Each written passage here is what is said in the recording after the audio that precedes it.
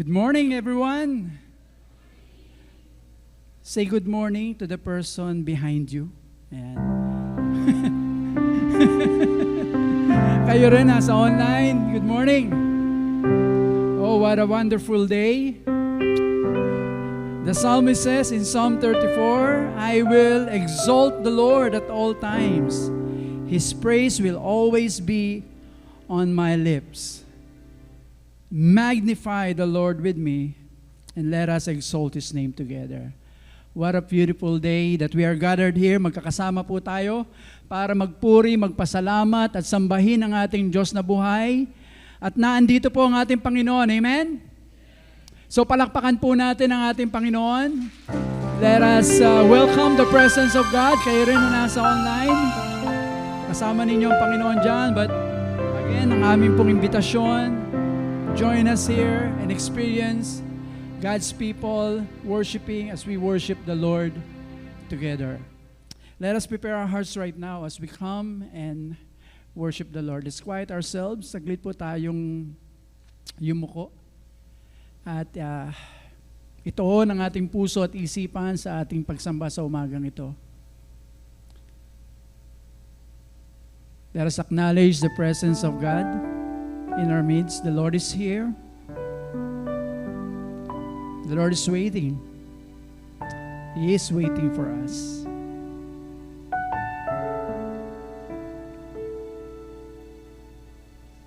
Let's pray. Let's pray. Heavenly Father, we are so thankful for the past week, o nakaraang buong linggo, Panginoon. To some of us, that is the most challenging week because of what had happened. But we praise you for your promise is true, that you are always with us. Maraming salamat, Panginoon, sa pagsama mo sa amin sa nakaraang buong linggo. Tunay nga, pinatunayan mo muli sa amin ang iyong katapatan, ang iyong kabutihan, ang iyong kapangyarihan. Na sa likod ng lahat na ang maaari naming pagdaanan at pinagdaraanan, hindi po kami dapat matakot dahil kasama ka namin sa lahat ng pagkakataon. Thank you for not leaving us nor forsaking us.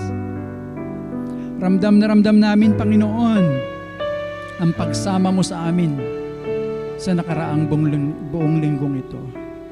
Sa lahat ng aming nagawa, sa lahat ng aming natapos, lahat na na-accomplish, Panginoon, we acknowledge it before you right now, Panginoon. Kinikilala namin na lahat ng bagay ay nagawa, natapos, Panginoon, dahil binigyan niyo po kami ng lakas, ng katalinuhan, ng kalakasan, kagalingan, kahusayan.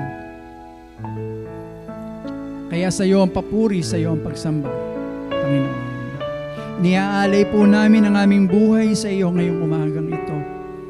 Naninikluhod po kami sa iyo na kami po ay linisin mo ang aming puso, ang aming isipan, ang aming damdamin. Linisin niyo po ang aming mga labi. Sa aming pagpupuri, sa aming pagsamba sa iyo, may bibigay namin sa iyo ang natatanging pagsamba, ang natatanging pagpupuri at pagpupugay at karangalan na sa iyo lamang nararapat. Panginoon, nagpapakumbaba po kami sa iyo muli. Hinihiling ang paglilinis ng aming mga puso. Hayaan mo na kami po'y makasamba sa iyo ng buong buo.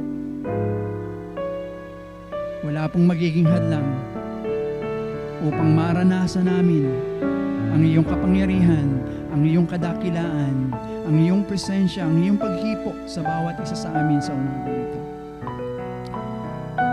Pagpalain niyo po ang pagsambang ito. Muli iniaalay namin ang aming buhay para sa iyo.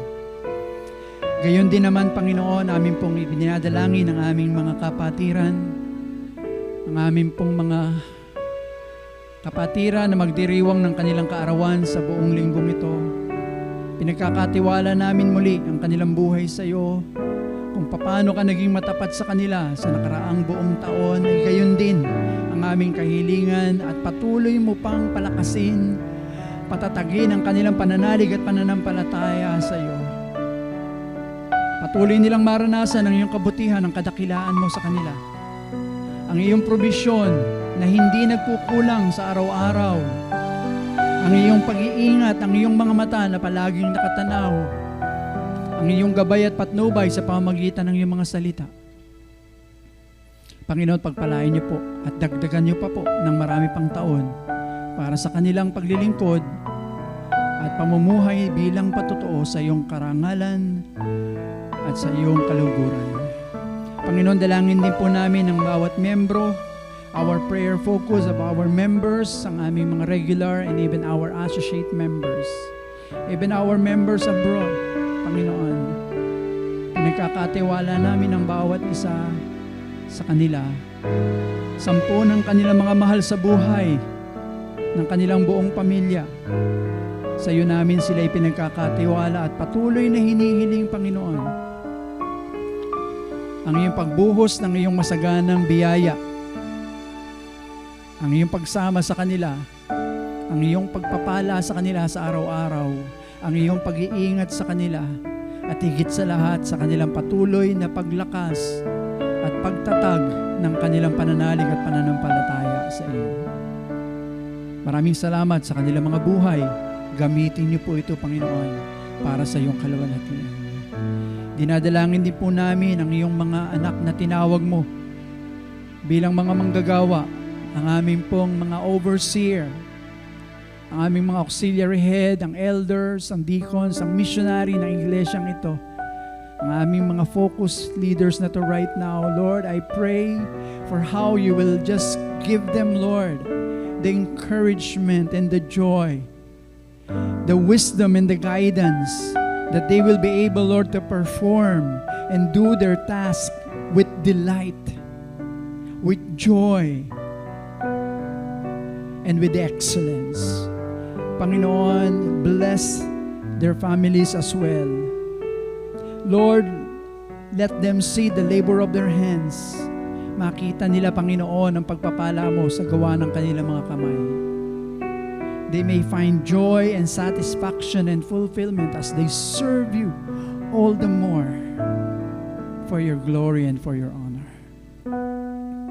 Lord, we also pray for our ministry focus this week, ang AOM sa pangunguna po ni Sister Ruby.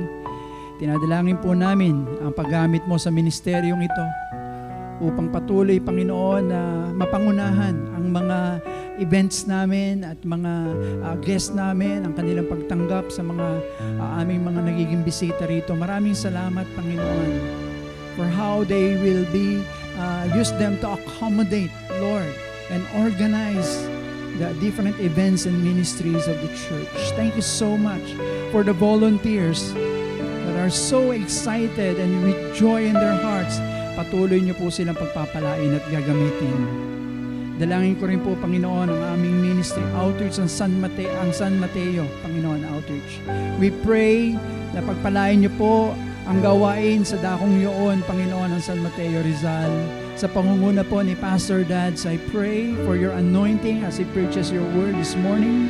Dalangin ko po, Panginoon, gagamitin niyo po ang pagsambang ito upang muli palakasin, patatagin, at akayin at maipahayag ang mabuting balita ng kaligtasan ng aming Panginoong Jesucristo. Dalangin po namin ang patuloy na paglakas at paglago ng gawain ito, Panginoon. Dalangin ko po for how you will raise up more disciples, leaders, upang patuloy ang paglaganap at paglakas ng gawain sa kanilang mga tinatatag at binubuksang mga Bible studies and even outreaches nila sa San Isidro. Lord, I pray for your hand, for your healing, Lord, even to the people in those areas. Maraming salamat, Panginoon, for the propagation of gospel in this ministry. Lord, we also intercede in behalf of our CBAP, of our denomination. Dalangin din po namin ang Vision 2025, Panginoon. Muli iniluluhod po namin sa iyo. We're asking for the fulfillment of this vision of 2025 churches by next year. Lord, this may seem impossible, but it is possible because you are the one who give this vision to your people. And with your vision, you will also give the provision to be able to fulfill and support the needs of this vision. Maraming salamat, Panginoon, kung paano patuloy mong pangungunahan ang aming tagapanguna, ang aming General Director, Panginoon, si Dr. Ray Avante at ang kanyang mga staff. Lord, thank you so much for how you will use these people, Lord, as a catalyst, Lord, for us to unite us, to rally us into this vision. Maraming salamat, Panginoon, kung paano niyo pagpapalain ang nalalapit na pastors conference, Panginoon, sa Makiling. Lord, I pray na ito'y gagamitin mo even more to be able, Lord, to push forward toward the vision that you have given to us. Maraming salamat din, Panginoon, kung paano mo pagpapalain ang bayang Pilipinas. Panginoon, ang aming bayan. Maraming salamat, Panginoon, kung paano mo hahayaan na ang bayang ito ay ikaw mo, Panginoon, dahil sinabi mo sa iyong mga salita na pinagpala ang bayan na ikaw ang Panginoon. Kaya, Panginoon, patuloy namin hinihiling na ang Panginoong Jesucristo ang siyang maitaas, ang tanging mabigyan ng mataas na papuri at pagkilala sa bayang ito. Panginoon, hayaan mo na ang bayang ito, Panginoon, ay mamuhay ng matuwid at may pagsunod sa iyong mga salita. Amin pong sinasansala anumang binaplano ng kaaway upang sirain ang bayang ito sa mga batas na maaring isinusulong sa aming Kongreso at isinusulong na, Panginoon, sa aming Kongreso na hindi naaayon sa iyong salita. Panginoon, we pray that you will raise up people and you will rally the people, Lord, your people, na ito po, Panginoon, ay hindi namin papayagan at patuloy namin iniluluhod sa iyo dahil alam namin na ang bayan na namumuhay ng may kabuktutan, Panginoon, na hindi mo pagpapalain kundi makararanas ng mga kapinsalaan. Panginoon, we come against that SOGI bill and even that divorce bill na pinupush ngayon, Lord, in the name of Jesus. Sinasawata po namin ito, Panginoon, at gamitin mo ang mga tao na inilagay mo sa lugar na yan ng Kongreso, ng Senate, Panginoon, to be an influence and to influence others para hindi po matuloy ang mga balaking ito. Dalangin po namin ang aming mga pinuno simula sa aming Pangulo hanggang sa pinakamababang lugar o pwesto sa aming lipunan ng bawat ahensya. Pagpalain niyo po sila, Panginoon. Hayaan mo na ang bawat ahensyang ito ay mabigyan ng pagkakataon na makarinig ng mabuting balita ng kaligtasan ng aming Panginoong Jesucristo.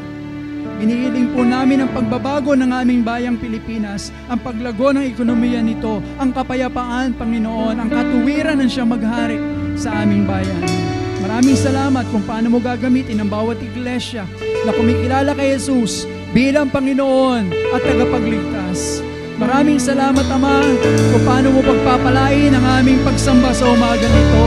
Iniaalay namin ito ng may papuri, Panginoon, at pasasalamat. Bisitahin mo, Panginoon, ang iyong iglesia sa sandaling ito, Panginoon, at hayaan mo na maranasan namin ang iyong paghipo, ang iyong pagdalaw, Panginoon, na sa aming pagsamba, Panginoon, mararanasan namin ang iyong pagkilos at paggalaw. Panginoon, inihahain namin ang aming buhay sa iyo sa umagang ito. Tanggapin mo ang aming papuri, tanggapin mo ang aming pasasalamat, tanggapin mo ang aming mga awit ng pagsamba, nagmumula, Panginoon, sa aming mga puso, mamumutawi sa aming mga labi. Maluwalhati ka, maitaas ka sa pagsambang ito, Panginoon. Ito po ang aming samot dalangin sa pangalan ni Jesus. Amen at amen. Come on, let's all stand and worship our God. Come on, let's clap our hands for Jesus. Oh yes.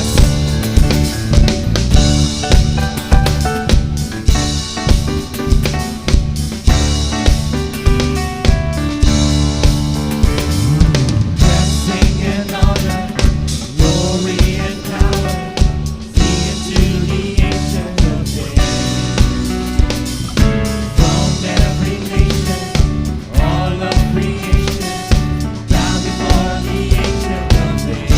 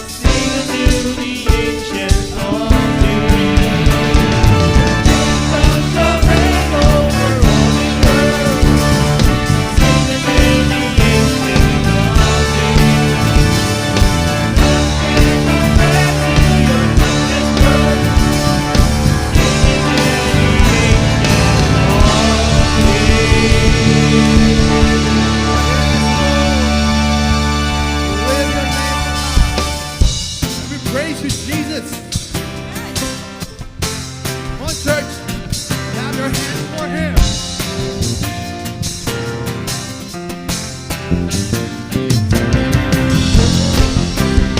We praise you, Lord.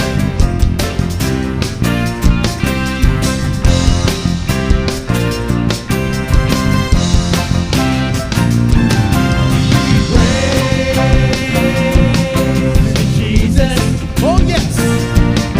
we praise the Lord. We sing songs of freedom. We dance, we joy. Praise you, Jesus. We praise you, Lord. We sing songs of freedom. We dance, we joy. You've taken a weeping and turned it into dancing, taking our happiness away, far away.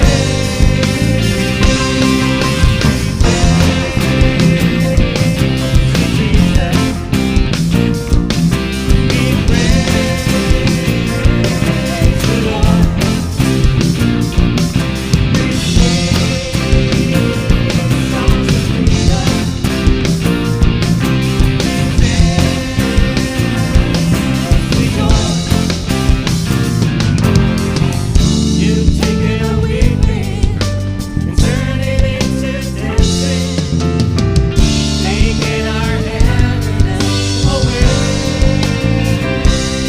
far away. Praise you, Jesus. We praise the Lord. We sing songs of freedom. We dance, we joy. Praise your name. Praise you, Jesus. We praise the Lord. We sing songs of freedom. We dance, we joy. Come on. Praise you, Jesus. Praise the Lord. Sing songs of freedom. We dance, we joy. Praise your name. Yes, God. We worship you. You are holy, holy, holy. You are holy forever, God.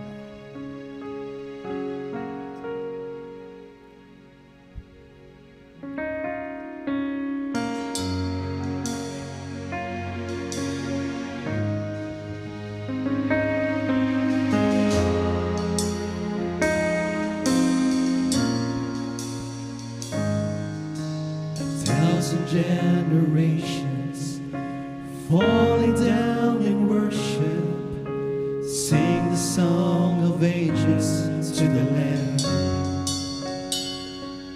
And all who've gone before us, and all who will believe, will sing the song of ages to the Lamb. Your name is the highest, your name is the greatest, your name stands above them all. All thrones and dominions, all powers and positions, your name stands above them all. And the angels cry, holy, all creation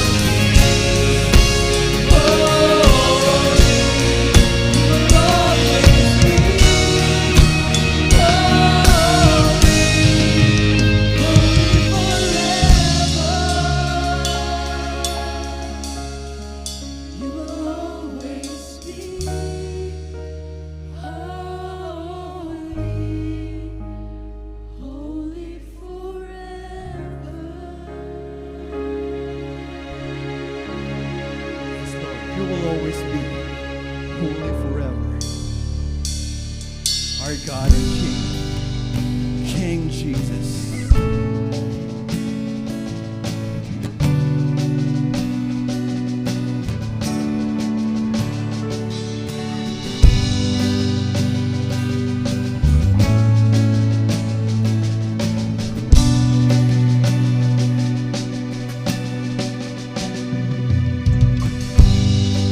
Search for you, God of strength.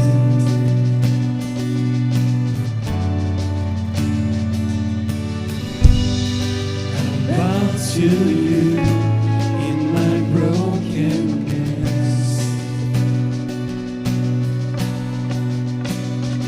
No other king could have so humbly come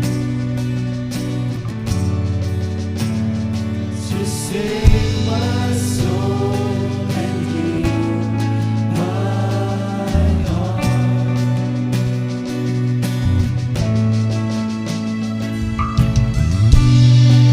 I have nothing more than all you offer me. There is nothing else that's a word to me. I love you, Lord. You rescued me. You are all that I want.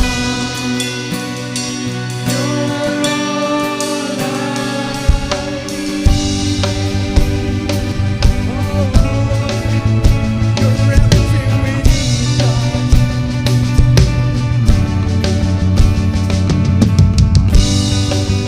Pray to you, God of peace.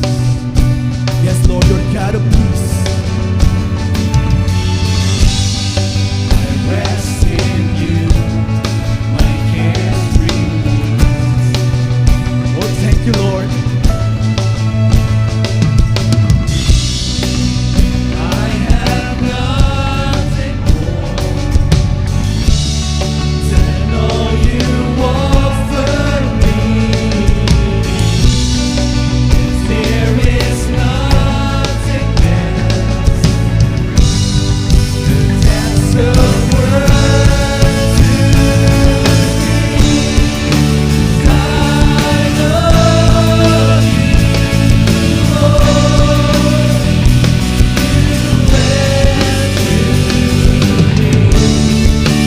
You are all that I want.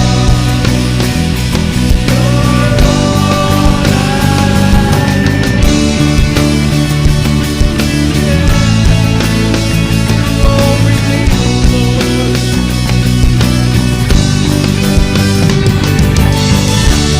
In your freedom, we will live, God. Thank you for your grace, for your mercy. Come on, church. In your freedom, I will live. Let this be the prayer of our hearts. I offer devotion. Yes, Lord. I offer devotion. In your freedom, I will live. In your freedom, I will live. I offer devotion. I offer devotion. Yes, Lord. In your freedom, I will live. In your freedom, I will live.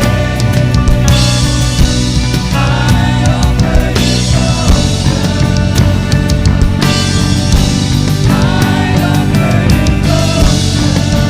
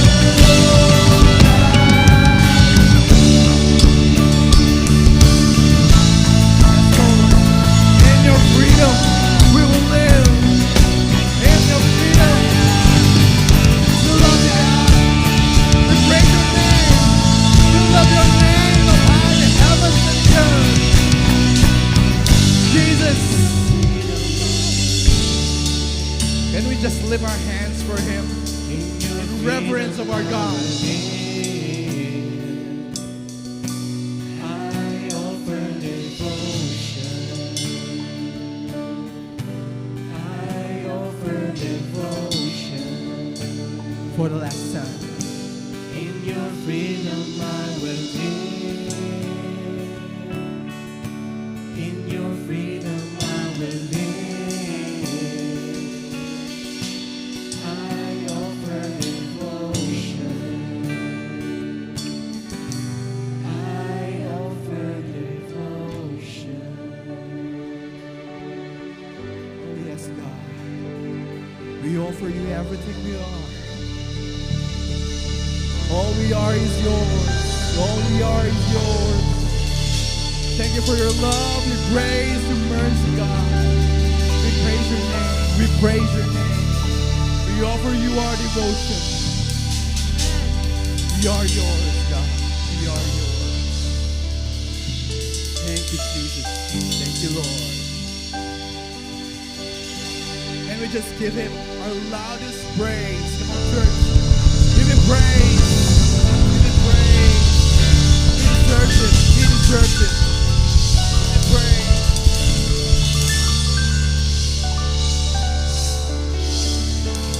We just come to the Lord. Father God, thank you so much for your presence.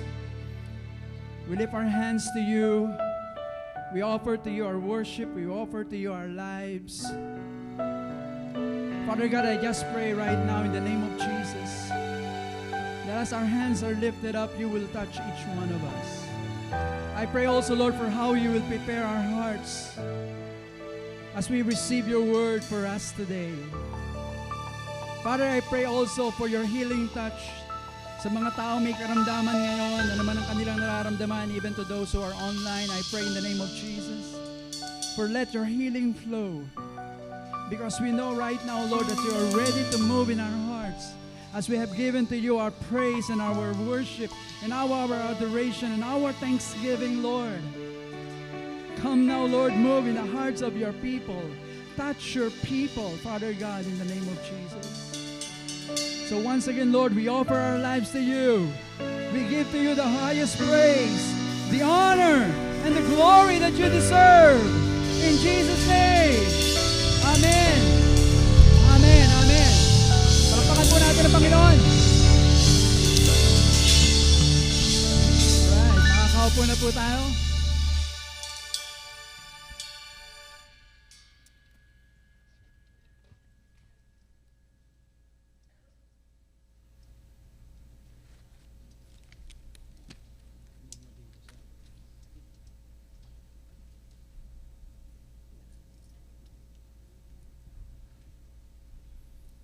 Are you blessed? Parang hindi ah. Are you blessed? Amen. We're so blessed. Every time we worship, the Lord comes and inhabits the praises of His people. Amen. Amen. Good morning again, everyone. Magandang umaga sa bawat isa. Batiin niyo ulit ang inyong kanina nasa likod, ngayong katabi niyo na. Batiin mo naman yung katabi mo. Say to the person next to you, I'm so glad, I'm so happy to see you.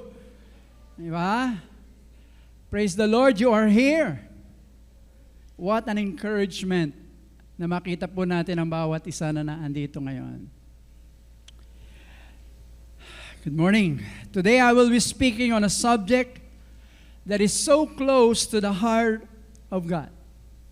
Ito po yung isa sa mga topic or subject na talagang napakalapit po sa puso ng Diyos. That if this is going to be practiced properly, will have a great impact sa buhay ng isang mananampalataya, sa buhay ng kanyang iglesia na kanyang kinabibilangan, at sa mga tao na nasa kanyang paligid. And I'm referring to fasting. Sabihin niyo, fasting. And we'll be talking about biblical fasting. Biblical fasting. You know that the Bible mentions fasting over 60 times. Fasting is mentioned in the Bible 60 times. And there is more teaching in the New Testament on fasting than repentance and confession. And Jesus even taught more on fasting than on baptism and Lord's Supper. And that gives us an idea of how important this spiritual discipline is. Gaano kahalaga ito, yung fasting. And sad to say, isa po ito sa mga spiritual discipline o sabi nga ng Panginoong Jesucristo, our act of righteousness. Mga gawaing matuwid ng isang Kristiyano na alam pero hindi nagagawa. Hindi nagagawa. That's why this morning we will look into it and see how important and powerful fasting is if done and practiced properly. And the title of this sermon is Fasting That Pleases God. And we will be looking at Matthew chapter 6, verse 16 to 18. Tayo po tayong lahat. Basahin po natin ang ating verse for this morning. Let's read it together. Ready? Let's read. And when you fast, do not look gloomy like the hypocrites, for they disfigure their faces, that their fasting may be seen by others. Truly I say to you, they have received their reward. But when you fast, anoint your head and wash your face, that your fasting may not be seen by others, but by your Father who is in secret. And your Father who sees in secret will reward you. Blessed be the reading of God's Word. Makakaupo na po tayo. You know, the context of Matthew chapter 6, just to give you the background of this passage in Matthew chapter 6. So if you have your Bibles with you, kahit po naka-flash dyan yung ating mga text, we still expect God's people to bring their Bible with them. If you will look in Matthew chapter 6, sa simula pa lang, verse 1, sinabi na agad ni Jesus, ang tunay na layunin, bakit niya binabanggit ang mga bagay na ito? Sabi niya dito, be careful not to do your acts of righteousness. And yung binabanggit ko kanina. Be careful not to do your acts of righteousness before men, to be seen by them. If you do, you will have no reward from your Father in heaven.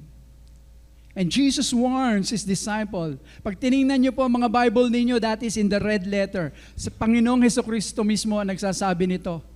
And He is warning His disciples na if you're going to do righteous things or acts of righteousness o mabubuting bagay o ang iyong paraan ng paglilingkod sa Panginoon, gawin mo ito ng tama. Kasi maaring tama ang ginagawa mo, pero kung ito'y ginagawa mo sa maling paraan at maling motibo, wala po itong saysay. Pwede na tayo mag-closing prayer dyan. That summarizes the message of Jesus. And He mentions 3. Kung titingnan po ninyo, just to give you, bago tayo makarating dun sa fasting, sabi niya, when you give to the needy. Verse 2.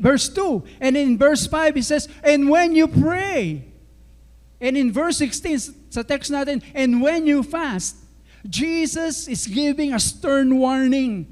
Pag daw ginagawa natin ang mga bagay na ito, mag-ingat po tayo. Kasi maaari po tayo malinlang ng kaaway na akala natin, okay na, ginagawa ko naman to. Kaya nga sabi ko, if these things are not done properly, then it has no eternal significance. Paaring meron sa physical na epekto, pero in the spiritual realm, and with regards to your eternal rewards and blessing, nasasayang. Kaya nga sabi niya, when you give to the needy, do not announce it with trumpets, like the hypocrites. Pagdating naman sa prayer, when you pray, do not be like the hypocrites, for they love to pray standing in the synagogues and on the street corners to be seen by men. Nakikita niyo yung pattern? And in dito sa verse natin, and when you fast, do not look gloomy or sad like the hypocrites. Alam niyo po, isa sa mga medyo nakakatanggap ng masasakit na salita sa Panginoong Hesukristo ay yung mga hypocrites. And in this passage, he is referring to the religious leaders. Yun ang masakit pa dun eh. No? Yung mga religious leaders,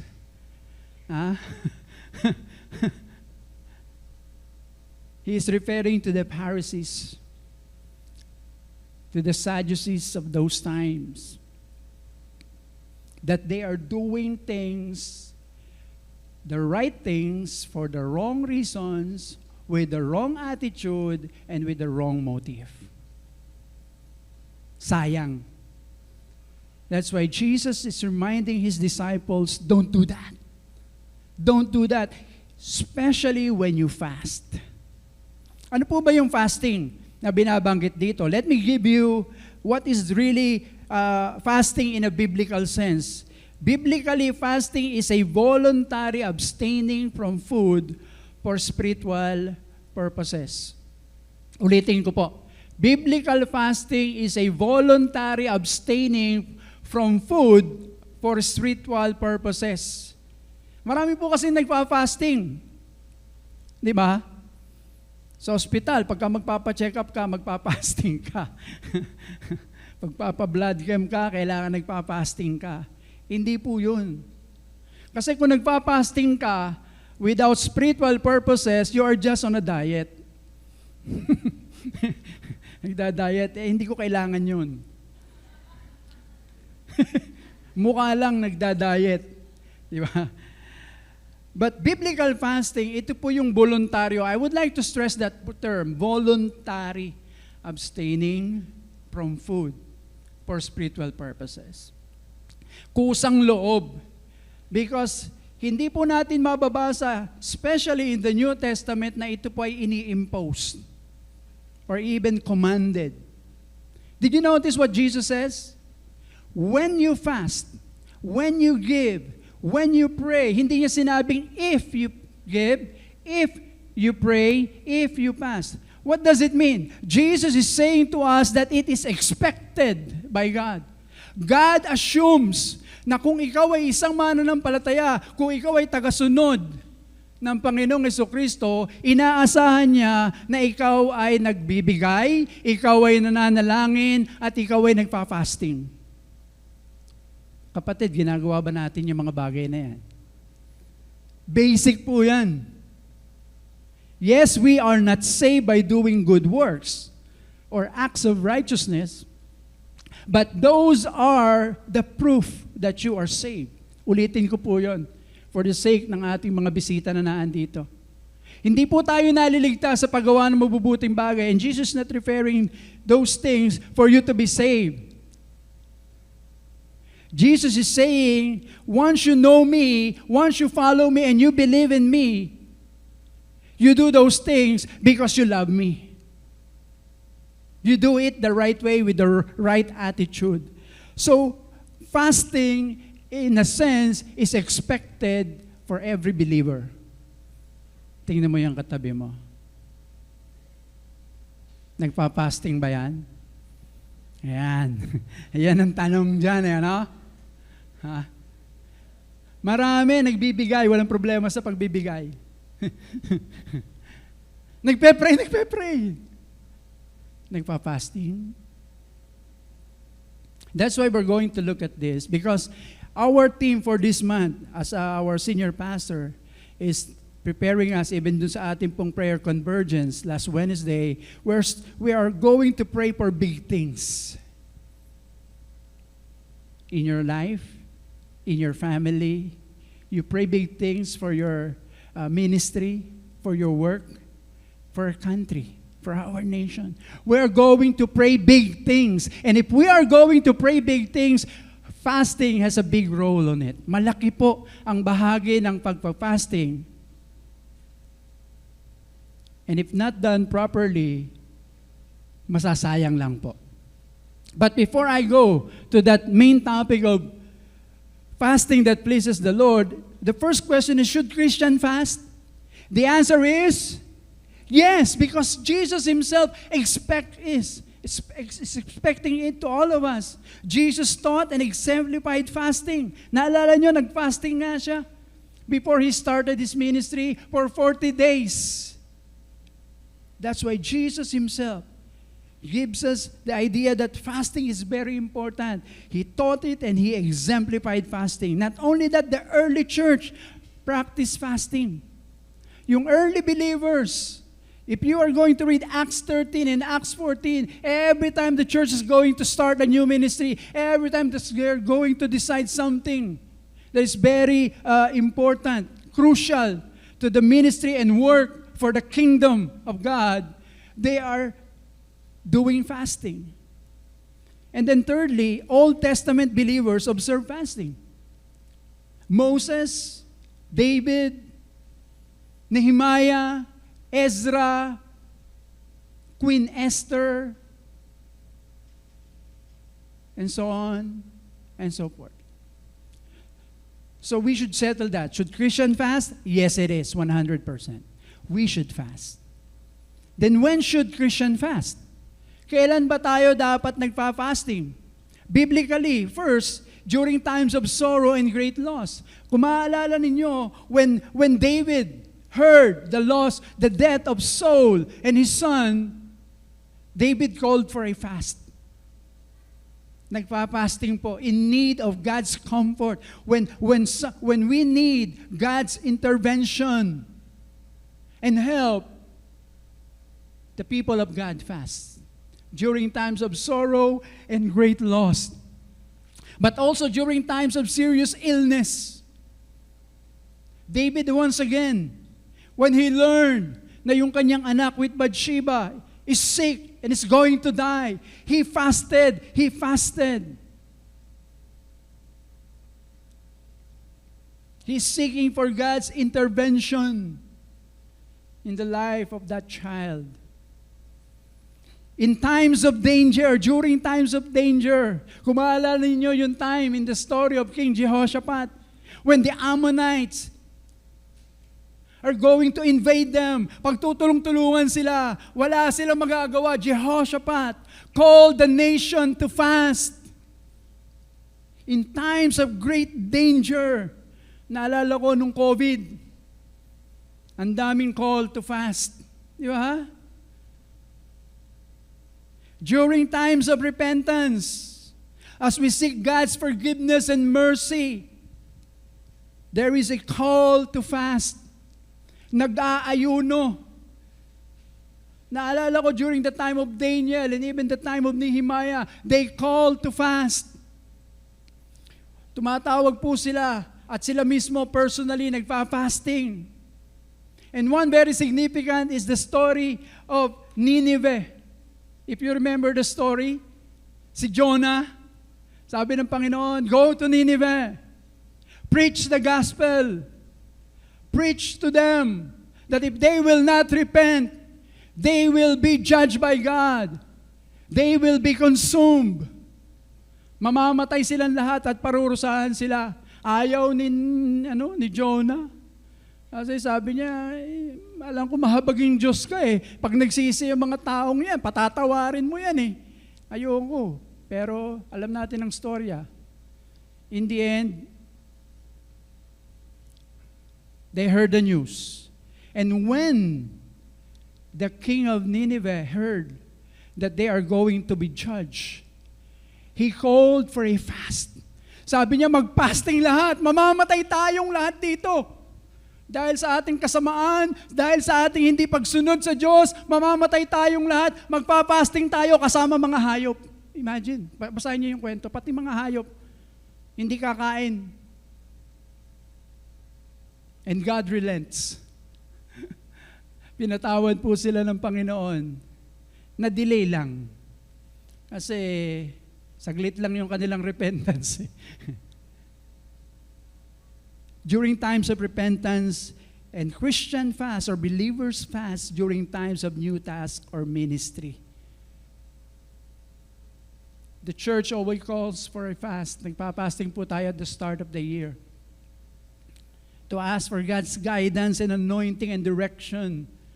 Paano ang gawain natin dito sa iglesia? And again, we are in the middle of the year. The leaders of the church, with our senior pastors, again, we are calling for a fast, a 1-week fasting. That's why we're having this preaching and this message. Para ihanda po ang ating mga puso so that we can participate, so that we can enjoy, so that we can be part of what God is going to do in our midst. Sa susunod na linggo po ang ating fasting, 1 linggo po yan. And we are going to pray big things for God, and we are trusting God to move as we fast, but we need to fast properly. That's why Jesus has a stern warning. And in our third point, what is fasting that pleases the Lord? Ito po yung main point of the message. Ano ba yung pagpa-fasting na nakalulugod sa Panginoon? And number 1, fasting that pleases the Lord is when you fast not to be seen by God and not of people. Sabi ni Jesus mismo sa Matthew chapter 6, pakiano natin yung slide. Sa Matthew chapter 6, sabi niya, when you fast, do not look gloomy or be sad like the hypocrites, for they disfigure their faces. Ewan ko paano nila ginagawa yan, ano? Tindi nito mga taong to. That their fasting may be seen by others. Nakita niyo yan? Nagpa-fasting sila. And indeed, nagpa-fasting sila. Talagang hindi sila kumakain. These religious leaders are doing it according kung ano yung law, kung ano yung sinasabi, at kung paano. But the problem is their heart. They are playing games. You know the word hypocrites? Yan po yung mga actors. Ang term dyan, actors. Nagkukunwari. Umaarte lang. Bakit sila umaarte? Sabi dito, that they may be seen by others. Yan po ang reward, ang warning sa atin ng Panginoon. Hypocrites, don't be a hypocrite when you fast. You don't fast to be recognized by the people, to be seen by the people. We don't fast to impress people, but we fast because we want God to see us. Itong mga religious leaders na to, itong mga Pharisees na to, did you know how many times they fast a week? Kung nabasa nyo sa gospel, meron sinasabi sabi nung isang religious leader, isang Pharisee doon, he's going to the temple kasama yung isang tax collector na sinner, hindi makapasok sa loob ng temple, yung binibit lang yung breast niya. Sabi niya, I praise God na itong hindi ako kagaya nitong taong itong makasalanan. Ako nagtatights ako at nagpapas ako 2 beses. Imagine 2 beses sa 1 linggo mag-fasting. At alam niyo kung anong araw sila nagpa-fast? Nung pinag-aralan ko po ito, I discovered that they do their fasting Monday and Thursday. Tanungin niyo, bakit? Salamat sa mga sumagot. Bakit Monday and Thursday? You know why? Because Monday and Thursday is the market day. Nakanya, no? Ito yung maraming tao pumupunta sa palengke para mamili. So kung ba dagsaan tao, kung ba sa mall, naandun ang mga tao. Ang gagawin nito yung mga religious leaders na to, nagpa-fasting sila ng 2 beses. Although, ang requirement lang naman is once . Sa kanila, hindi, dodoblehin ko yan. 2 kami, ibang klase kami. And during those fasting days, you know they will do? Pagmumukain nilang malungkot ang sarili nila. They will wear clothes na yung mga luma nilang damit, yung mga gunit-gunit. Lalagyan daw ng chalk yung mukha, yung ashes and chalk para magmukha talaga silang malungkot at mahinang-mahina. And they will go around the market Bakit? Para makita ng mga tao. And that is what Jesus is against. You don't do that. Don't be a hypocrite doing things na tama pero sa maling kaparaanan at maling motibo. Ang ganda nito sinabi ni Matthew Henry, that hypocrite always does the work of God, or hypocrite always does the work of the devil in God's uniform. Ha? Ginagamit ng kaaway eh.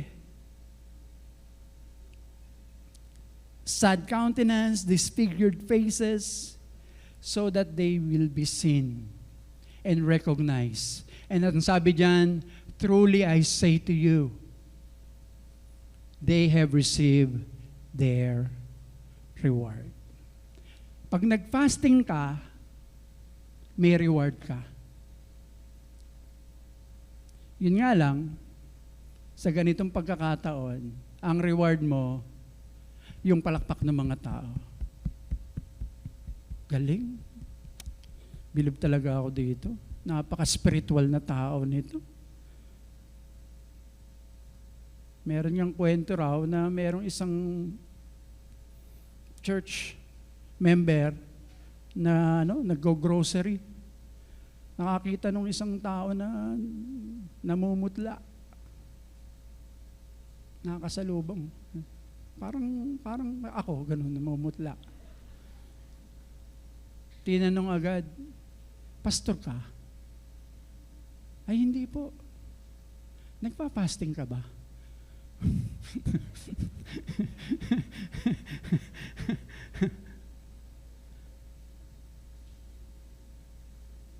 But God doesn't look at the appearance of man.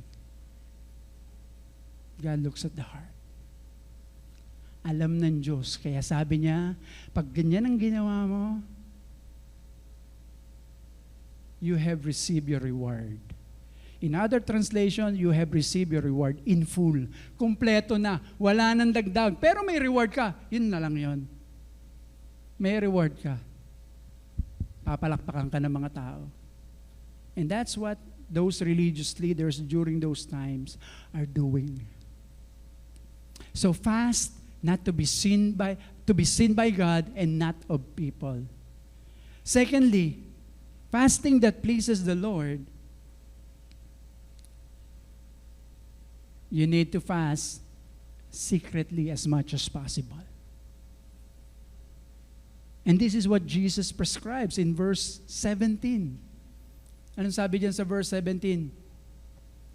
But when you fast, anoint your head and wash your face. Tuloy natin hanggang verse 18. Anoint your, sinasabi ni Jesus dito, anoint your head and wash your face that your fasting may not be seen by others, but by your Father who is in secret. Did you get that?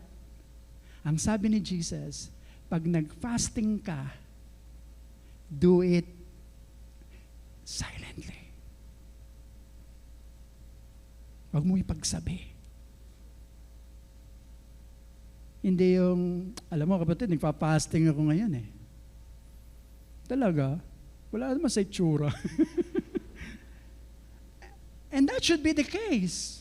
Because Jesus said, anoint your head and wash your face. In other words, wag mong ipapahalata na nagpa-fasting ka. Because Jesus knows na once na nare-recognize, alam niyo yun, yung bang pag napapansin ko, kahit pa paano gagamitin ng kaaway yun to put pride in your heart. Na parang naipagmamalaki mo, nagpa-fasting ako. Kayo hindi. No. Jesus is saying when you fast, do it secretly as much as possible. Bakit ko sinabing as much as possible? Kasi po minsan talagang malalaman at malalaman di ba? For example, sa family nyo, di ba? Halatang halata pagka nagpa-fasting si Dang. Bawas ang isang kumakain sa pamilya. Di malalaman, di ba? That's what I'm saying. With your office mates, sabay-sabay yung kumakain lagi during lunchtime, and then suddenly, hindi ako sa kakain ngayon eh. Bakit? Sabihin mo na lang, may appointment kasi ako. Yeah. Pag nagtanong pa rin, saan ang appointment mo? May appointment ako kay Lord. Magpe-pray kasi ako. At magbabasa ng salita ng Diyos. You know what? Prayer, sabi ko nga kanina, fasting without prayer is just a diet. But fasting with prayer and with scriptures is feasting with God. Feasting with God. Kaya sabi ni Jesus, do it secretly. Ayusin mo yung sarili mo. Huwag mong ipapahalata. And you know what will happen? Your Father who sees you in secret will reward you. So fast to be seen by God and not of men. Fast secretly as much as possible. And then thirdly, fast to seek God. And that's the main goal. The goal of fasting is to focus and seek the Lord. Mga kapatid, that's the main goal of fasting. Not for others to see. It is a private thing. It is a secret thing. It is between you and the Lord. Perhaps you are asking for favor from God. You are praying for a mighty work of God. You are praying big things for God, for your life, for your family, for your ministry, for your work, for our nation. You do it to seek the face of God. Because when you seek the face of God, God will respond. Amen? Ito po yung sikreto eh. Ito yung sikreto ng pagtugon ng Diyos sa ating mga panalangin. Pag ang hinanap mo ay ang Panginoon, hindi ang kanyang tugon. Di ba minsan ang hinaharap natin, yung sagot ng Panginoon, at tapos pag hindi naging ganun ang sagot ng Panginoon, tampo ka pa. Nag-fasting pa naman ako. Ano ba yan? Sayang naman, nagutom lang ako. Perhaps you are not fasting the right way. Perhaps you have the wrong motive. Perhaps you have the wrong attitude. But whatever it is, naging devotion ko to sa fourth watch natin, whatever the response of God, we should thank the Lord. Because God never makes a mistake. Hindi nagkakamali ang Diyos sa pagtugon sa ating mga panalangin. Kahit pa mag-fasting ka. And by the way, fasting is not a guarantee that what you ask for will be given to you as it is. Kung ano yung hiningi mo, ganun-ganun matatanggap mo. Hindi po ganun yun. Because fasting is not twisting the hand of God na parang inaano mo, nagpa-fasting ako, dapat ibigay mo. Hindi ganun, mga kapatid. Again, that's a wrong motive. Fasting to seek God. To seek who He is. To know His will. To know what is in His heart. Yun po yung seeking the face of God. That's why Jesus says, when you fast, do it secretly. It is between you and the Lord. You are feasting in fellowship with God. Nagko-commune kayo.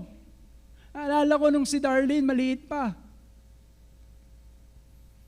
Sunday school dun sa Burgos. Marami dito, wala pa dun, no? Nahalata tuloy yung edad natin dito. Sunday school. Maliit pa itong aking baby. Yeah, baby pa rin namin yan hanggang ngayon. Daughter namin si Darlene. Galing sa Sunday school yan, pupunta yan doon sa office. Pagdating doon sa office, he will sit on my lap and kiss me and say, Daddy, you know what we learned in Sunday school? What? This is our memory verse. At kukwento yan. And then, she will kiss me. I love you, Daddy. Every Sunday, ganon. Pero one time, dumating siya, ganon, and then after saying all those things, and then saying, I love you, Daddy, and say, Daddy, can I have money? Sabi ko, saan ito natutong humingi ng pera? Natuto. Anyway, What? For money. I will buy candy. Okay, sige. Give money. Si daddy. Sasamahan ng ate para bumili. The following week, the same thing. Sit on my lap, kwento-kwento, blah, blah, blah. I love you, daddy. Kiss me. And then, daddy, can I have?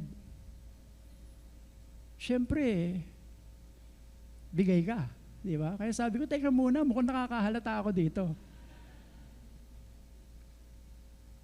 One Sunday, ganun pa rin, alam ko na yon, routine. Sit on my lap, kwento-kwento, nagtulog-tulugan ako. I pretend to be sleeping. And then, Daddy, Daddy. Speaking English kasi yan si Darlene noon pa eh. Dodi, Dodi. British accent. Look at me, Daddy. Open your eyes. What? Daddy, you know, yung usual. Kwento. And then alam ko na, yung dulo. Sabi ko, what do you want? Bago pa siya makahingi, tinanong ko na, what do you want? And Darlene said, nothing, Daddy. Nothing. I just want to look at your face, sit on your lap, because we look the same.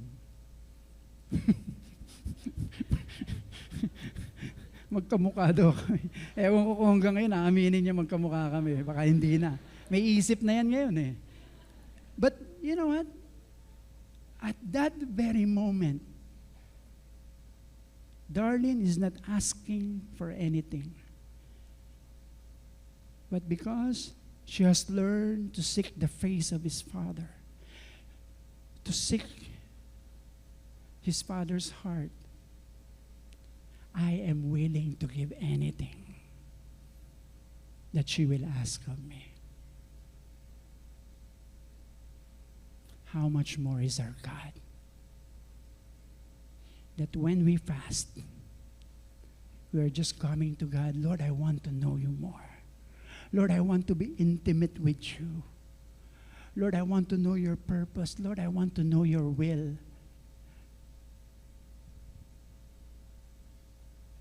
Fast to seek God. And the reward will just follow. I hope you get that. He doesn't mention what the reward is, but he says, your Father who sees, you know what? God sees. In secret will reward you. And you know what? Wala po ito sa notes. So kung nagsusulat po kayo, maganda isulat niyo po ito. Wala po ito dyan sa ating PowerPoint. I just thought about this. You know what are some of the rewards of fasting? When it is done properly, number one, you will have a deeper intimacy with God.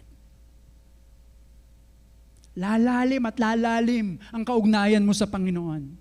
Pangalawa, you will know the will of God. Malalaman mo, ito pala ang kalooban ng Panginoon. Ito pala ang nais ng Panginoon. And you will readily submit to that will of God. And thirdly, clarity and wisdom in difficult situations. You know, when you fast, you just so spiritually aware. Grabe, nagiging yung thinking mo and yung heart mo, yung spirit mo is so in sync with God na kung ano yung nais niyang ipagawa sa'yo, madali mong naririnig, madali mong naunawaan ang sinasabi niya at ang direksyon na ibinibigay niya para sa'yo. So deeper intimacy, knowing the will of God, clarity and wisdom in difficult situations, it strengthens your prayer life, mga kapatid. Lalong lalakas ang pananalangin mo, kapatid, ang prayer life mo. It will increase your passion in prayer. Take note, mga kapatid. You can pray without fasting, but you cannot fast without praying. Tama? Doon kasi tayo madalas we are just praying and praying, walang fasting. But when you started to fast, You need to put prayer and the Word of God in it. And that's what makes it so powerful. So it strengthens your prayer life, and then lastly, it gives anointing in doing the ministry. Nagkakaroon ng kakaibang kapangyarihan at resulta at pangyayari and success and breakthroughs sa ministry na kung saan ginagawa mo o yung favor na hinihingi mo. I remember the story of this pastor, Jonathan Edwards. Kilala nung iba sa atin to. Si Jonathan Edwards, a famous pastor and preacher, a revivalist. Actually, he is the one who started the Great Awakening or the Great Revival. When he preached his message, sinners in the hands of an angry God. Nangaral itong si Jonathan Edwards nung sermon na to, sinners in the hands of an angry God. And there was a great revival. Nagkaroon po ng muling pag-iinit at pag-iignite sa puso ng mga taong nakapakinig ng mensaheng ito. At nagkaroon ng malaking epekto, and people were saved, and churches were ignited again to preach the gospel and to go and share the good news of Jesus Christ. But you know what is amazing? Itong preacher na to na si Jonathan Edwards, pag pinakinggan mo, tutulog ka. Bakit? Kasi napakaganito mo magsalita si Jonathan Edwards daw eh. And now, about fasting. When you fast, decline your food for spiritual purposes. Don't do it publicly. Do it in secret. Ganun. Ganong mag-preach si Jonathan Edwards. Paano nangyari yun? It was learned that before he preached, 3 days before he preached, nagpa-fasting to. And he just keep on, at yung pag nag-sermon ito, binabasa yung sermon. Ano yan? Yung walang spontaneous na nagsasalita, ganyan. Wala, nakatayo lang, and then, ganun. He just reads his sermon, but before he preaches, he's fasting for 3 days, and he keep on praying, and one time he was heard praying, "Give me England. Give me England." He just keep on saying that, "Give me England. Give me England," on his knees. And you know what's, according to the biography? The moment he opened his lips, people are already being convicted.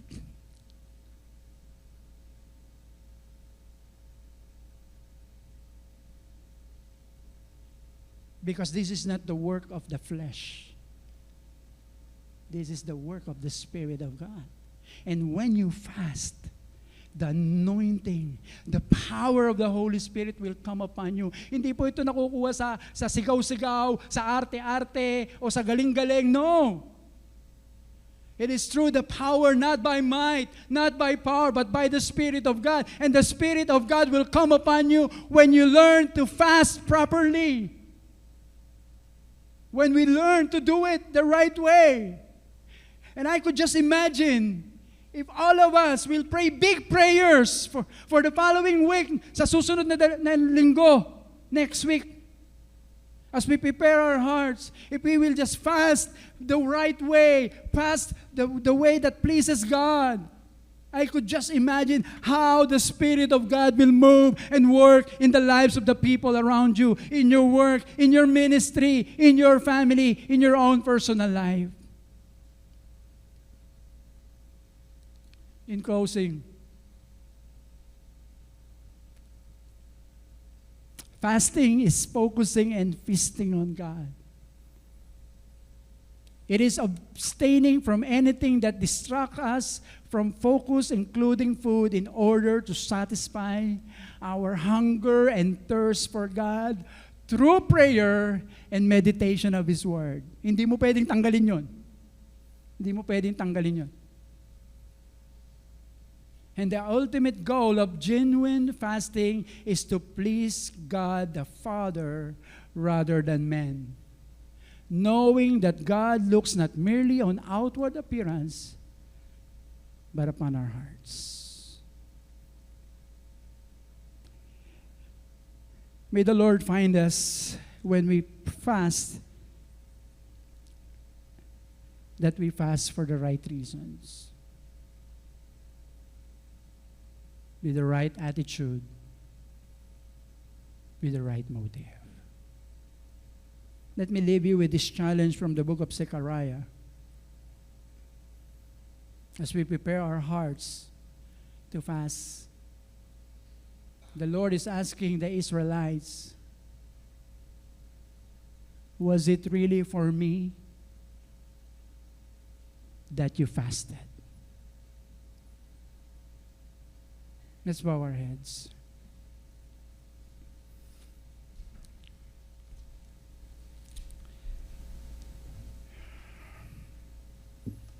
Lord, your message for us this morning is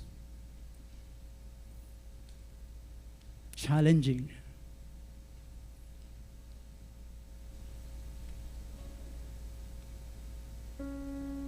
And we pray, Lord, that you will help us to respond. Na kami po ay tutugon sa hamong ito ng pag-aayuno. Na hindi po kami mananatili lamang na sa pananalangin. Because you expect us to fast. Because you know that when we fast the right way, when we fast that will please the God the Father, there will be breakthroughs in our lives.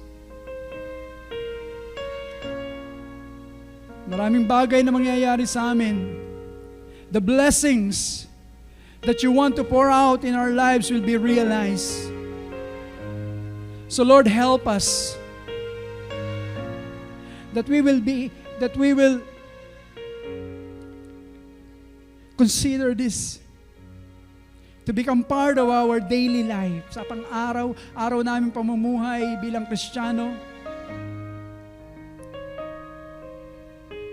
Especially when we need, and there are needs that calls for fasting, ay makikibahagi po kami. Panginoon, maraming salamat kung paano itinatama mo kami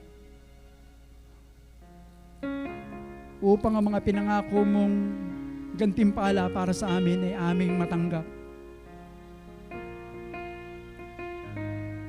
So Lord, thank you so much this morning. Forgive us, Father God, sa mga pagkakataon na kami po ay gumagawa ng mga bagay na matutuwid, subalit mali po ang aming motibo. Mali po ang aming attitude. At alam namin, Panginoon, na hindi ka namin malilinlang. Alam namin, Panginoon, na nakikita mo lahat ng aming ginagawa because you don't look at the outward appearance, but you look inside our heart. And even right now, Lord, you are looking in our hearts. That's why, Lord, cleanse our hearts today. Linisin niyo po ito, Panginoon, sa anumang karumihan o pagtingin sa aming sarili o aming mga naisin na hindi kalugod-lugod sa iyo. Humihingi po kami ng tawad sa aming mga kasalanan, Panginoon. Sa mga pagkakataon na nais naming naaagaw namin ang luwalhati na para sa iyo lamang. Lord, forgive your people. Lord, forgive your church. Because sometimes we are guilty of this. But Lord, help us. That starting today, we will do it the right way. Your way. The way that will please you. Lord, inialay namin ang aming buhay sa iyo, Panginoon. And I pray that you will touch every heart represented here this morning. that we will commit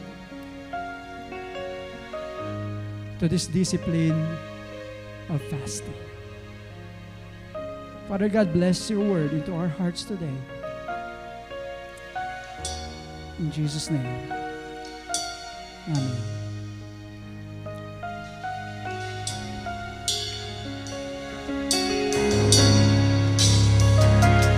Praise God for His word through Pastor Bong. Now's the time to give our tithes and offering. Sabi po sa Malachi 3 verse 10, bring the whole tithe into the storehouse, that there may be food in my house. Test me in this, says the Lord Almighty, and see if I will not throw open the floodgates of heaven and pour out so much blessing that there will not be room enough to store it. Let us trust God in everything, even in our resources. We can now give our tithes and offering to our God.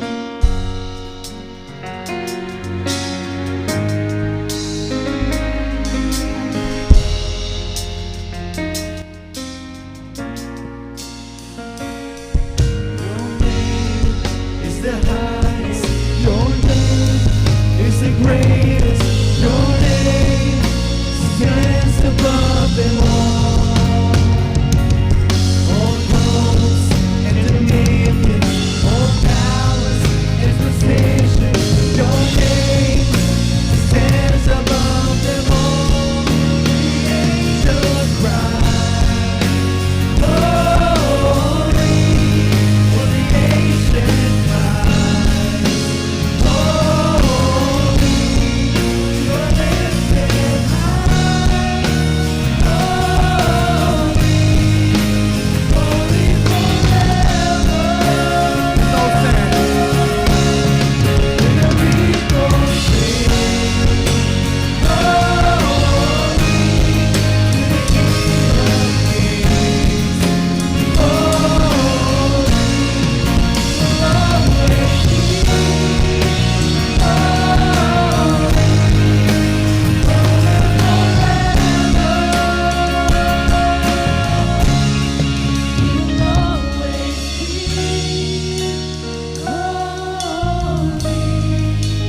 holy,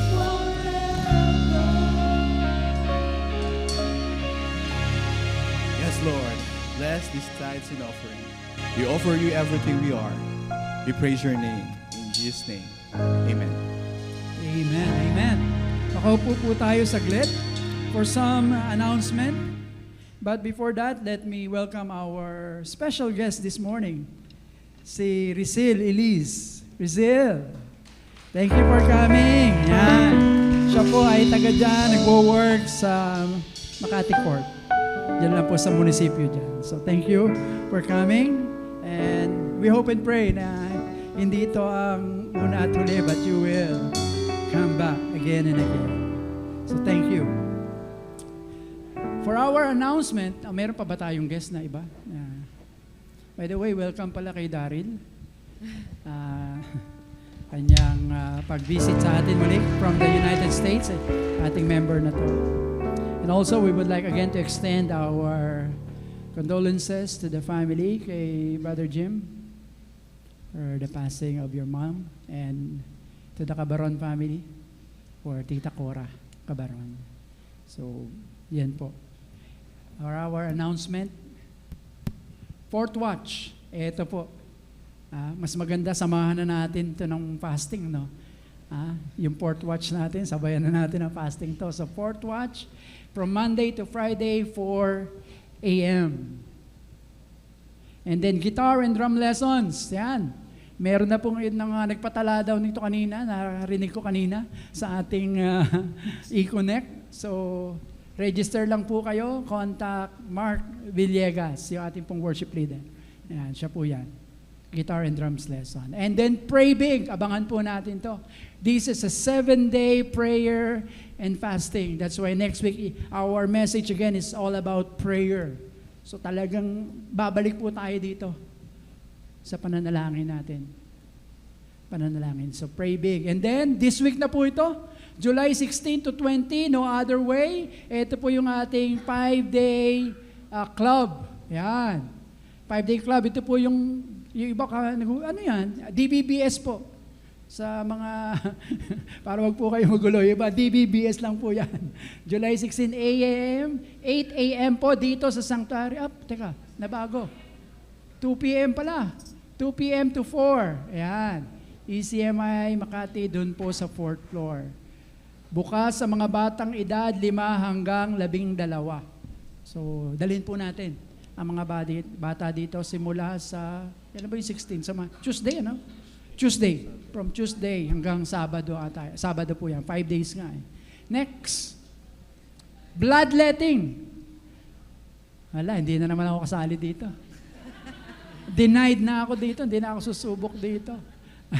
So yung mga kapatiran po natin, ito po maganda rin to, itong practice na to. That we donate blood.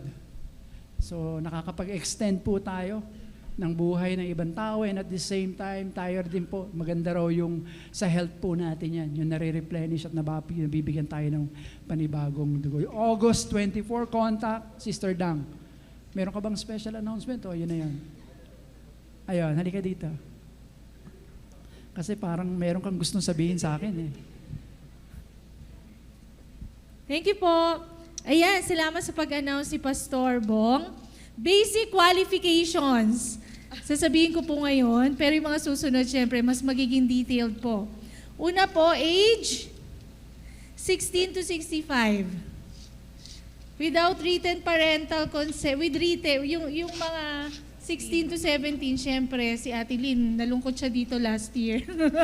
Hindi pumasok si Joshua. 16 to 17 years old, dapat may written parental consent. And then, syempre, yung diet, kung malapit na yon, well-balanced meal is recommended within 4 hours before the donation. And then, syempre, yung health. Kung ikaw din ang makaka-receive ng blood, gusto natin, syempre, healthy. Hindi lang successful donor, healthy, successful donors po ang ating makuha. And syempre, magdadala po tayo ng valid IDs pagdating nung araw na yon. Kaya, praise God, dahil kiniklaim po namin na makaka-receive po tayo ng more than 100 names ulit. At makakakalap tayo last year po, naka-56 tayo na successful donors. And we claim na this year, mas dadagdagan pa po ng Lord. You can invite and refer. Again, by God's grace, natutuwa po kami na ang Rotary Rizal Chapter, kasama po ang ating maganda, butihin, mabuti na aming head ng women's, ay nag-express po na they want to partner with us po sa CAPR ministry para sa activity na ito. Kaya patuloy po nating ikwento, ipagsabi sa iba para marami po ang makasama. Thank you po. God bless. Amen. So, thank you for that announcement. And then, abangan po natin next week again, a message on prayer. SF classes, meron po tayo right after this. So, meron po tayong face-to-face classes today. Tayo po tayong lahat, mga kapatid. Let's all stand as we close this worship in prayer. Muli, Panginoon, we are overwhelmed by how you work in our hearts today. Maraming salamat, Panginoon, sa iyong mga salita na nahasik po sa aming mga puso. At kung paano mga salitang ito, Panginoon, ay magbubunga sa amin. At ito po ay aming maipapamuhay at maisasagawa. Dalangin ko po for every family represented here today. In the name of Jesus, that you will bless them as they go out of this place. Pagbalik nila sa kanilang mga tahanan, sila po iingatan mo at papatnubayan. Sa buong linggong ito, Panginoon, sasamahan mo. Panginoon, kayo po magbabantay sa kanila. Kayo po ang titingin sa kanila sa araw at sa gabi, kasama ng kanilang mga ari-arian at kanilang mga tahanan. Maraming salamat kung paano mag-iingat ka sa kanila sa lahat ng pagkakataon. Kung paano magbibigay ka rin ng katagumpayan at kahusayan sa lahat ng aming gagawin. Maluwalhati ka, Panginoon, sa buhay ng iyong mga anak na hayo sa linggong ito, na may bit-bit, Panginoon, again, ng malakas at pinalakas mo pang pagtitiwala at pananampalataya sa iyo. Gamitin niyo po kaming pagpapala sa paligid namin, sa aming workplace, sa aming kapitbahay, sa bawat lugar na aming pupuntahan dahil kasama ka namin. Hayaan mo na magningning ang aming patotoo, ang aming buhay, at kami po ay maging daluyan mo ng katotohanan ng iyong mabuting balita ng aming Panginoong Jesucristo. The Lord bless you. The Lord keep you.